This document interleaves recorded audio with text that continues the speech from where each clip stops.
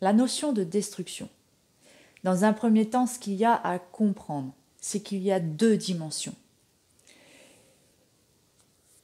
Il y a la dimension d'homme à homme, donc c'est une dimension terrestre, c'est la dimension de l'incarnation terrestre, l'homme qui est sur Terre. La deuxième dimension, c'est la dimension immatérielle, spirituelle, et ça va être l'homme face à Satan. Et c'est là où Jésus nous a montré la voie à suivre. Il nous a montré la voie de quoi? La voie du combat spirituel. Parce que lorsque nous rentrons en combat contre l'homme, nous détruisons l'homme. Nous détruisons nos semblables. Ok, mais qu'est-ce qui se passe derrière? Ici, il n'y a pas que l'humain qui est détruit. L'âme est détruite également. L'âme, ici, ira soit au purgatoire dans le meilleur des cas, soit direct en enfer. Parce qu'elle aura commis un péché mortel.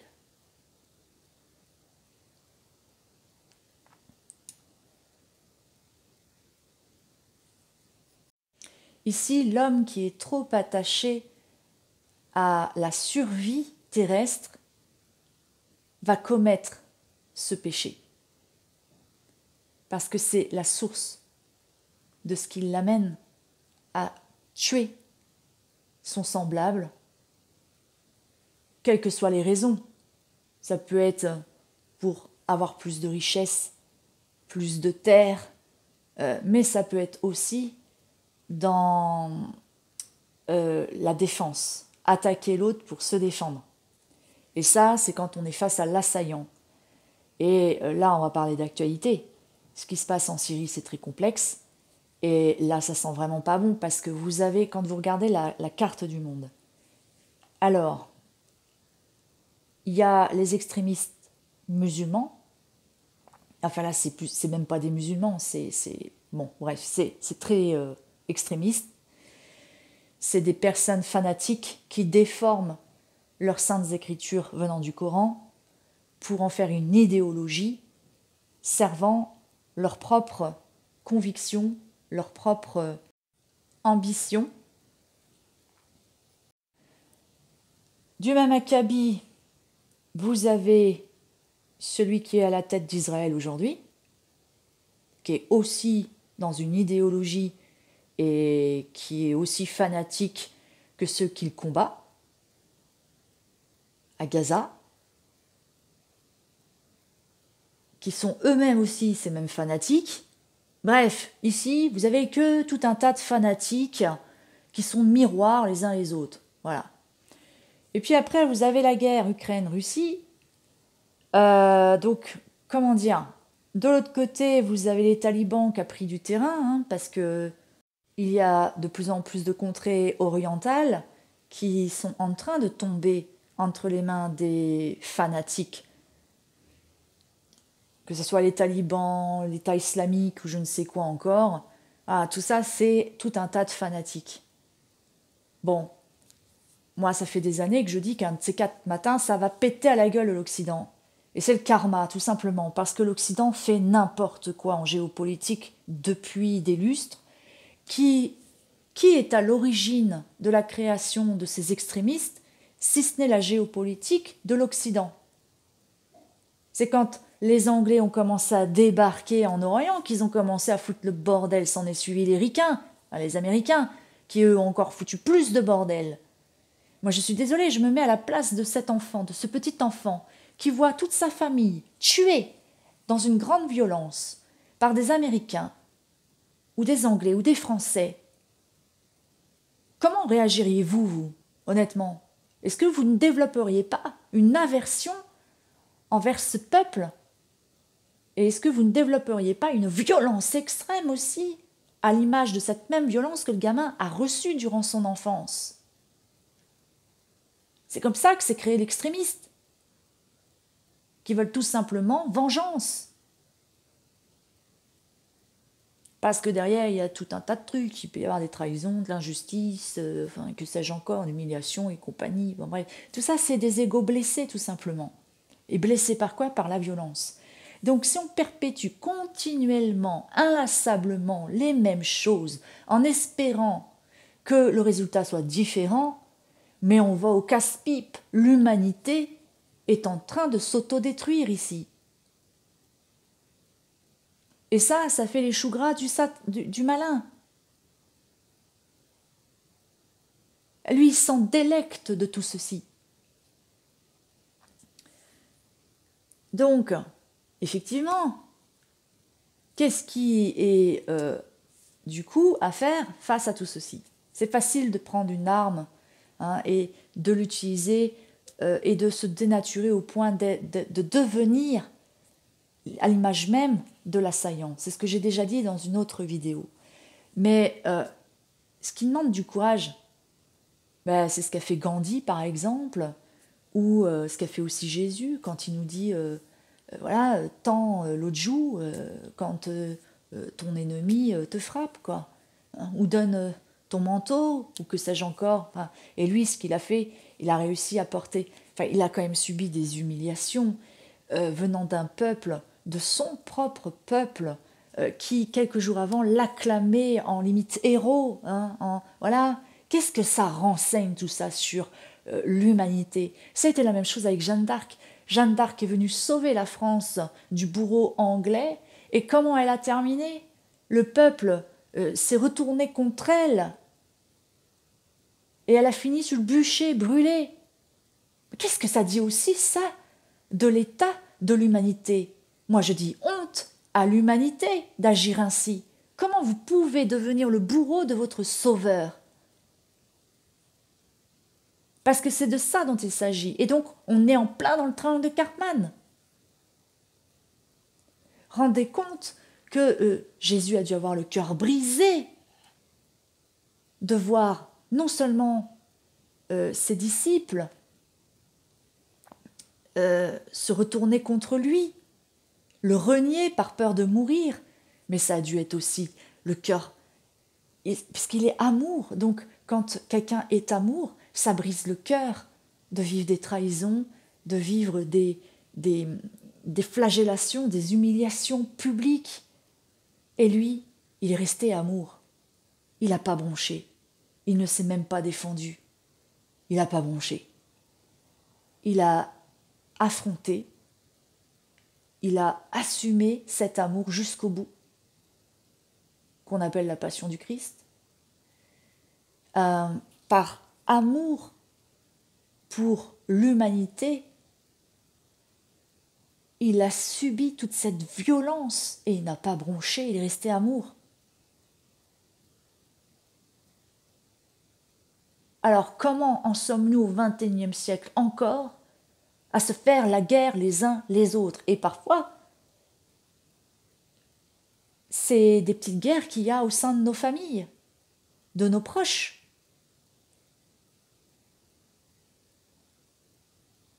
Et lorsqu'on se met dans l'observation de tout ceci, quand on commence à observer les faits et qu'on ose s'exprimer les uns avec les autres. Moi, c'est ce que j'ai fait avec ma petite sœur. C'est ce que j'ai fait avec mon père. Alors que j'étais restée longtemps dans le mutisme par peur de faire du mal, par peur de décevoir, par peur de me prendre la tête, de faire face à un conflit, par peur de perdre mon père aussi. Bref, voilà, c'était tout un truc. Par peur de faire face à la toxicité. Vous voyez, il y avait quand même un méli-mélo de plein de peurs. Et c'est ce qui fait que je faisais la politique de l'autruche plutôt que d'affronter la situation en elle-même. Et quand je me suis fait opérer de la cage thoracique, j'ai été un peu shootée. Mon père, qui n'a pas été très présent pendant cette épreuve-là de ma vie, pour se racheter, a voulu que je passe ma convalescence chez lui. Et comme j'étais encore un peu shootée par la morphine, c'est comme quand on est un petit peu bourré, si vous voulez, les filtres, il n'y en a plus, et c'est là qu'on s'exprime. Alors, des fois, ouais, c'est un peu maladroit, c'est un peu fait, voilà, avec débordement émotionnel, mais au moins ça fait du bien, ce qui devait être dit a été dit. Bon, ça aurait pu être dit différemment, certes, mais des fois on fait avec ce qu'on a et comme on est sur le moment présent. Bon, voilà. Ce qui compte, c'est que derrière, eh bien, il y a une compréhension qui se fait. Moi, quand j'ai osé faire ça avec mon père, j'ai compris ma méprise. J'ai compris que, en fait, j'avais été bourrée d'interprétations. Ouais, la toxicité qu'il y avait entre moi et mon père, c'était le fait que lui comme moi, on interprétait de manière erronée les actes et les mots de chacun.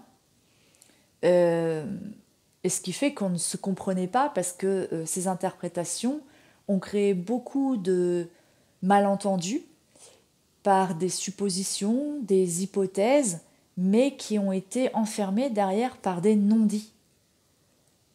Les non-dits, ça crée énormément d'interprétations, de suppositions, de projections aussi. Euh, et j'en passe. C'est tout ça qui n'est pas bon, qui peut être toxique si derrière on n'a pas le courage de discuter les uns avec les autres pour mettre à plat. C'est-à-dire on met tout sur la table et après on fait le tri. Et quand on fait ça, on s'aperçoit de nos méprises, on s'aperçoit de nos malentendus, on s'aperçoit de notre erreur en fait. Et là, après, on répare. Il y a cette possibilité de réparer quand les deux personnes sont en accord, sont aussi sur cette même volonté. Quand je dis en accord, ça ne veut pas dire être d'accord sur tous les points de vue. Ça veut dire tout simplement d'être dans cette même volonté de vouloir réparer. Et après, eh bien, c'est de trouver des compromis. C'est de trouver des compromis qui vont nous permettre de réparer la relation. Mais si dans la relation, nous sommes le seul ou la seule à vouloir réparer, je vous le dis tout de suite, ça ne marche pas. Moi, je me suis tuée à la tâche depuis 6 ans auprès d'une personne, mais cette personne n'est pas dans la même volonté que moi, donc bah, mon cœur reste brisé parce que oui, je suis encore très touchée par le fait que cette relation soit complètement détruite. Pourquoi? Parce que pour moi, c'est laisser gagner le malin sur cette relation, et ça me brise le cœur. Ici, du coup, il ne me reste plus que ma foi envers Dieu, parce que il est dit que la foi déplace des montagnes, et puis la prière également. Voilà ce qui me reste. C'est tout ce qui me reste par rapport à cette relation. Voilà. Donc je répare mon petit cœur brisé, et puis j'essaie enfin mon petit cœur, non, c'est plutôt un grand cœur, parce que moi j'ai assez de place pour aimer toute l'humanité, mais j'aime l'humanité au même titre que je la déteste en fait. Qu'elle m'exaspère parfois, cette humanité. Mais quand elle m'exaspère, ben, ça réveille en moi l'ego. Vous voyez, et du coup, il y a une forme d'espèce de supériorité qui se met en place, où je me retrouve comme si j'étais supérieure à elle en fait. Alors qu'en réalité, je ne suis pas mieux. Il m'arrive d'agir exactement de la même manière que de ce que je vois de l'humanité. Pourquoi? Parce que je fais partie de cette humanité, je suis humaine. Donc il est là le danger. Et ça, c'est légion dans l'ésotérisme et le New Age. Et c'est par ça que nous nous faisons piloter très rapidement par le malin. Parce que le malin va se jouer de ce truc-là. Il va se jouer de ce truc-là contre l'humain pour faire de l'humain quelque chose d'autre qui va se croire supérieur. Et là, ça s'appelle de l'ego spirituel. Et le malin ici va faire croire à l'humain qu'il est Dieu. Et il va utiliser une demi-vérité. Enfin, oui, une demi-vérité. C'est-à-dire qu'effectivement, en nous, on a l'essence même de Dieu parce que Dieu nous a créés. Donc ça l'image même que lorsque vous avez un enfant, votre enfant, c'est la prolongation de ce que vous êtes. Il y a votre essence aussi dans cet enfant. Donc c'est à cette image-là que nous avons en nous l'essence de Dieu. Et nous avons le pouvoir de création, tout comme celui de Dieu. Mais nous avons aussi le pouvoir de destruction lorsque nous sommes pilotés par Satan. Donc c'est à chacun de nous de choisir quelle énergie nous voulons servir. Est-ce que je veux servir la création ou est-ce que je veux servir la destruction? Et là ici, il faut faire gaffe avec cette pensée qu'il y a beaucoup dans l'ésotérisme, la spiritualité, le New Age. C'est que beaucoup disent « oui, mais pour reconstruire, il y a parfois besoin de détruire. Nous n'allons pas construire un nouvel édifice sur quelque chose de bancal. Et là encore, il y a une forme de vérité, mais qui est déformée pour servir quoi? Pour servir la destruction. Voilà. L'homme détruit, Dieu répare. Par la justice divine, il répare les conneries de ces petites créatures qu'il a créées. Ici, ce n'est pas dans le sens dévaloriser ces créations. Au contraire, c'est plutôt de remettre à sa place l'humain là où il est. C'est pour amener l'humilité, parce que le remède à l'orgueil, à l'ego, c'est l'humilité. Donc ici, quand je dis petite créature que nous sommes, c'est dans le sens de l'humilité, c'est pas la dévalorisation, c'est pas de vous rabaisser pour que vous vous sentiez moins que rien, non, c'est d'être souverain. Il faut être souverain, il faut être son propre souverain pour pouvoir trouver l'équilibre. Sinon, si nous ne sommes pas souverains, nous sommes esclaves. Voilà. Mais on a tellement une mauvaise image du souverain. Pourquoi? Parce que nos rois de France n'ont pas été à l'image de ce qu'ils auraient dû être. Un roi est au service de Dieu.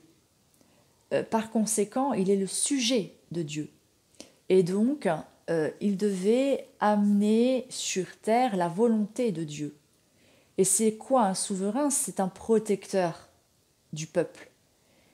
Un souverain qui est saint, c'est quelqu'un qui va prendre soin et qui va respecter la dignité humaine. Mais pour ça, ça demande d'être dans l'amour de l'humanité. Et entre l'amour et la haine, il n'y a qu'un tout petit pas. La frontière est très mince. Et moi, personnellement, je pense même que pour qu'il y ait de la haine, il faut qu'il y ait de l'amour. Pourquoi je dis ça? Parce que quand je m'observe intérieurement, quand je n'ai pas du tout d'amour pour une personne, je suis neutre. Voilà, il n'y a pas de haine, il n'y a pas d'amour, il n'y a pas de haine, il n'y a rien, c'est le néant en fait. Et quand on est dans cet espace-là, ça peut paraître déroutant les premières fois qu'on y est parce que on n'a pas l'habitude à ça déjà. Et moi personnellement, je me suis sentie, je me suis demandé si j'étais encore vivante. Je me suis dit merde, j'ai plus d'émotion, j'ai plus rien. Est-ce que je suis encore vivante ou quoi? Enfin, c'était trop bizarre quoi. Et au début, c'était clairement inconfortable pour moi parce que j'avais l'impression d'être morte, de ne plus rien ressentir. C'était le vide.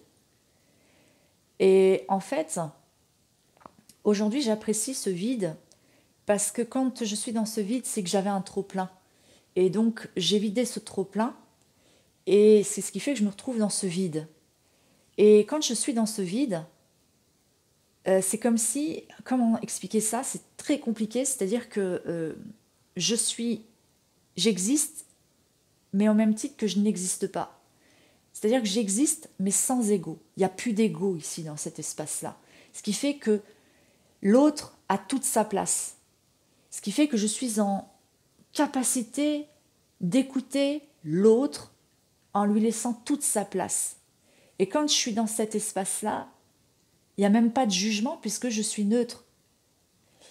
Mes émotions ne s'activent pas, j'ai pas d'émotions, j'ai rien, c'est je suis neutre en fait. Au début, c'était ça.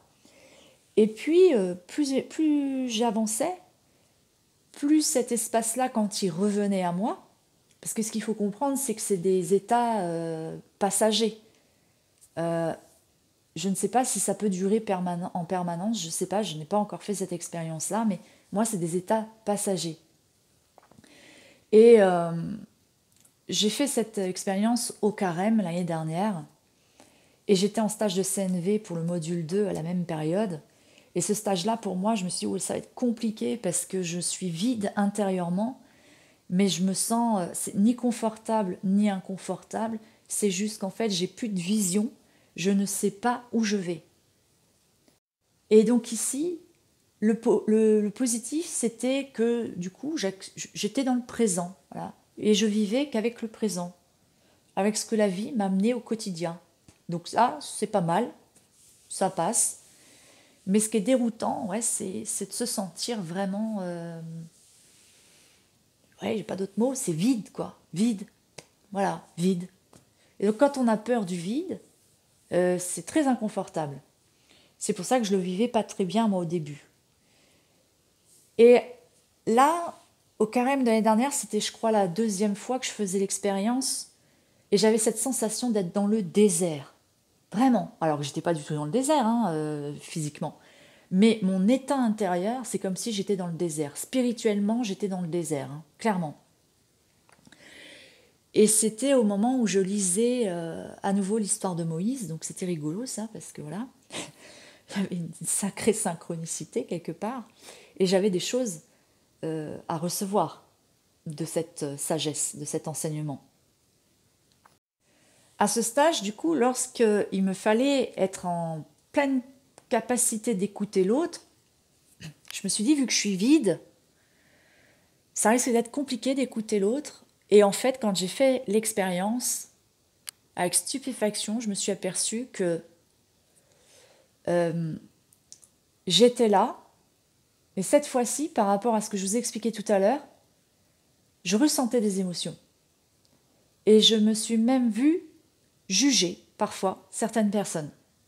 Et ça s'est produit comment? Quand je m'identifiais à ce que l'autre me disait. Ça venait réveiller l'ego.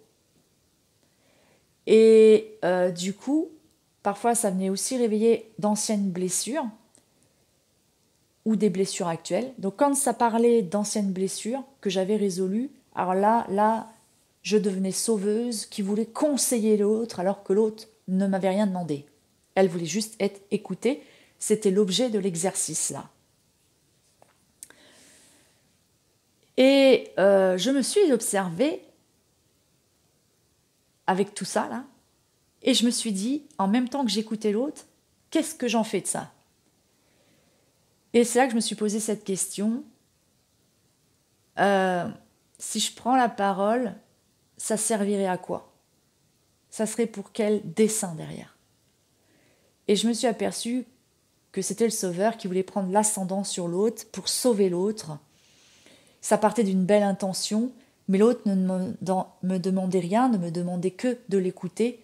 Donc, à partir de là, j'ai fait ce choix intérieurement, tout en écoutant l'autre. Hein, et je me suis dit, non, je continue d'écouter la personne. Et à partir de là, en moi, l'ego s'est apaisé, il n'y a plus tout ça, et j'étais en pleine capacité de nouveau d'écouter ce que me disait la personne là. Et donc là, j'avais appris quelque chose d'autre.